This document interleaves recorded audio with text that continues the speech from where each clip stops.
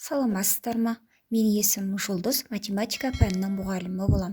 Бұл каналда сіздер бел және нишкаға арналған есептерді шығаруды үйретемін.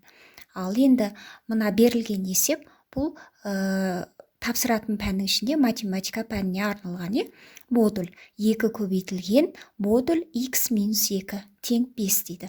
Енді бізге айтады теңдеуді шеш дейді.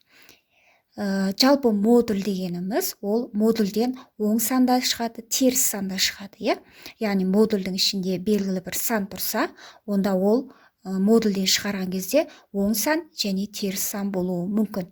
Енді бұны қалай шешеміз? Бірінші, біз модуль x азайту 2-ні тауып алуымыз керек. Тең болады. Енді келемізде модуль x азайту 2-ні табу үшін біз 5-ті 2-ге бөлеміз.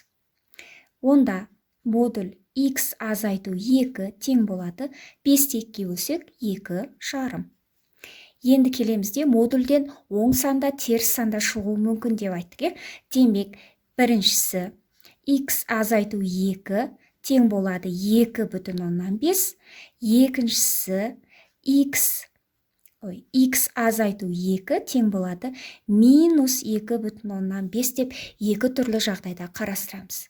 Онда x тең болады. Қандай саннан 2-ні азайтсақ 2,5 болады. Ол 4,5. 2 жарымға 2-ні қосамыз.